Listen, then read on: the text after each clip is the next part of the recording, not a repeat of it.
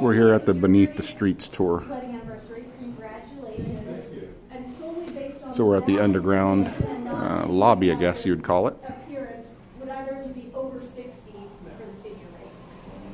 One more year, all right. Right out of high school marriage. Well, congrats. Well done. That's a good spot. This is where the tour starts. They give you a little tour history, instruction, safety. And then they take you out onto the streets of Seattle. Spooked in Seattle, Death Museum.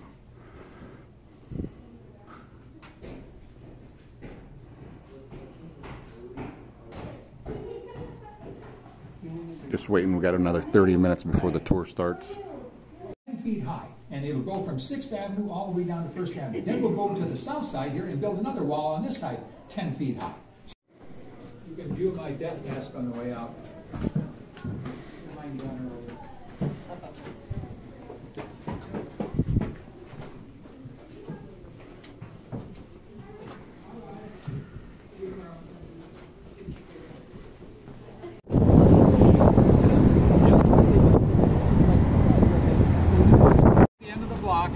But sometimes the building owners, when they needed to repair these skylights, didn't want to spend the money to repair them, so they didn't use it. They put concrete over it. Then another building owner would come by and say, I want to use it, and he'd try to get it up, and then that's what messes them all up.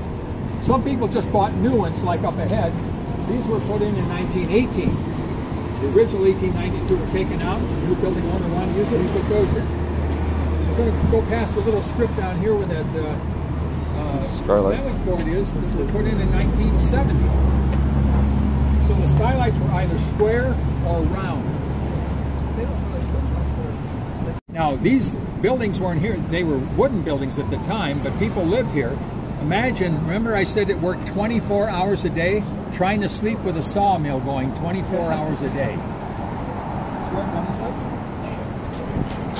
Seattle right here. When Arthur Denny got here in 1891 or 1851 on November 13th, there were 3 Native American longhouses in a row right here.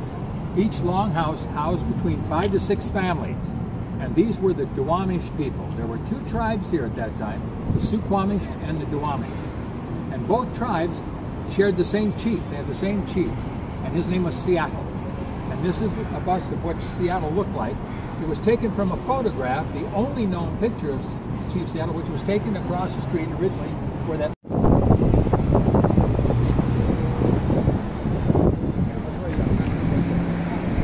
All the new businesses a new town needs, 3 of them. Brothels, gambling halls, and saloons. So that became known as Skid Row along Skid Road Hotel for 75 cents. Not for an hour, for a whole night. 1920. 1920? 1920. Anybody else? 1905. 114 and a half is the address. Room 75 cents.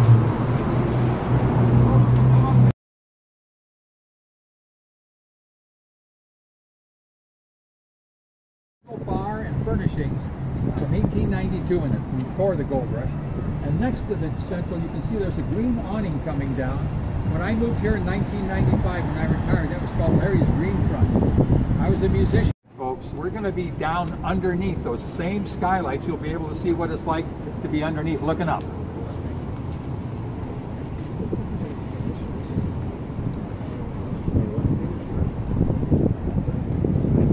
Right down under here. Right down under here. 1919 to 1930, of course, during Prohibition. This speakeasy was never raided, and I think it was never raided because it was owned by 2 city councilmen. This way. If you want to sit for a moment, go right ahead. If you want to look up also, you'll see the skylight. You walk over. Pretty cool. It's purple. Remember I said? That's because of the name. Speakeasy. Go come on in here. Yeah. Right in here. Oh, there it is. Oh, There's look. another one, skylight down there. If you want to take pictures, there's another one right down there. Now, remember, we just walked out of the building. We're on the sidewalk here. That's the street wall for Washington Street. We were walking along. Look up to see the arches. Now the skylights are usually flat across the top. They go down 3.5 to 4 inches, and they're flat across the bottom. These are the exception. These have prisms that come down to refract the light. Now the skylights, the usual skylights, there's flat on top and bottom, they had them in every arch, like every part of the sidewalk. However, with these, they thought that they cast enough light that they could do it every other one. They wouldn't need every one. Now, so when the sun beats down here, it's really quite bright. These are called dragon's teeth skylights because of the way they look. These are dragons. They're the most expensive because they have the. When we got started, until 1949, there was no measurable earthquake here. But in 1949, there was a hell of an earthquake. And that's why a lot of the buildings here only have 1, 2, or 3 floors when they started out with 4 floors because of the earthquake.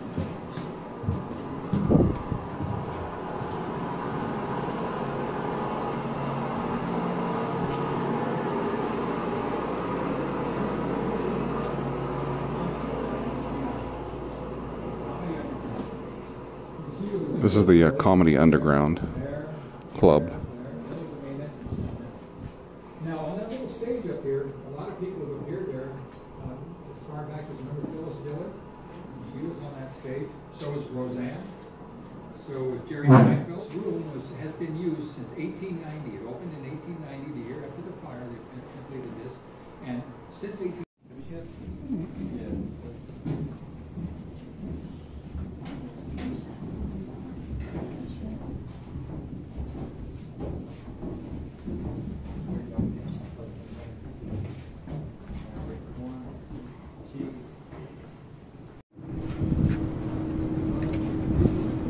More of the skylights.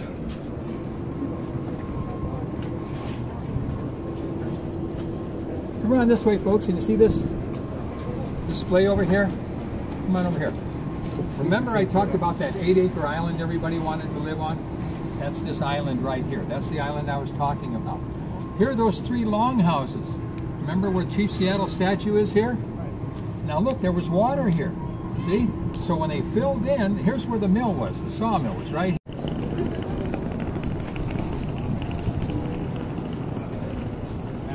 Chilhooly. His studio used to be up there on the 2nd floor. But before Chilhooly was this place, Glass House Studio. They are the oldest glass artisans in the Pacific Northwest. They opened in 1971. And in 1971, you wouldn't want to be down here. This is a pretty dangerous place to be. Pretty dangerous. But then they started rehabbing in 1980 and cleaned it up. Because they stuck it out and stayed here, they drew other artisans here. That's why all the galleries are here. Because of these people right here. They still blow glass in there every day. And for here and the 2 blocks going.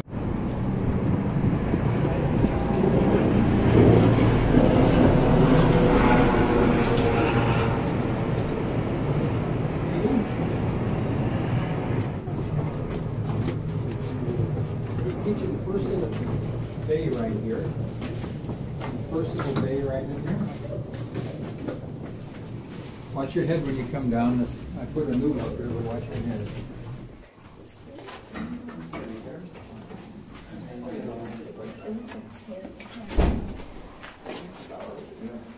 Folks, you know the old saying, oh, first of all, there were stores all along here, on the old sidewalk here.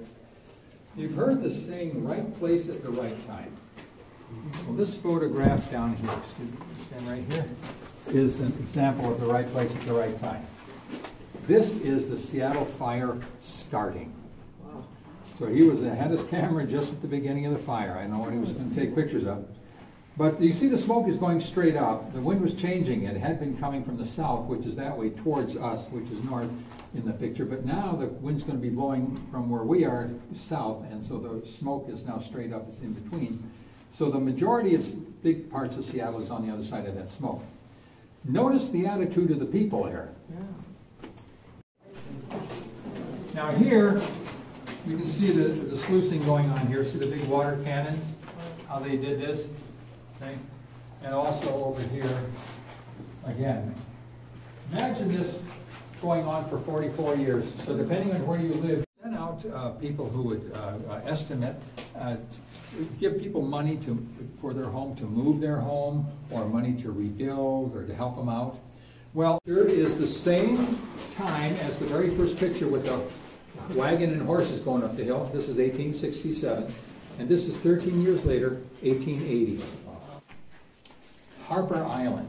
Harbor Island is where all the ships come in and drop off the containers. That's where you see those big orange and white, the cranes that unload all that. So this has all been filled in. See, there was still water here then.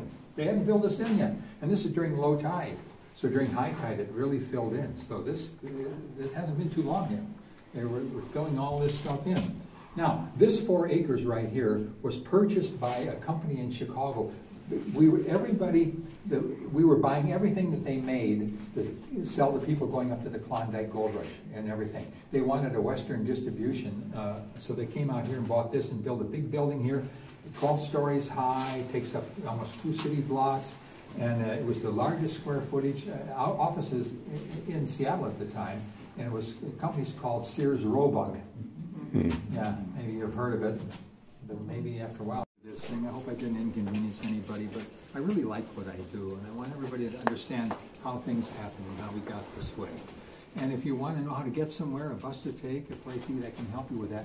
You're close to 2 places that are free that I would suggest you see.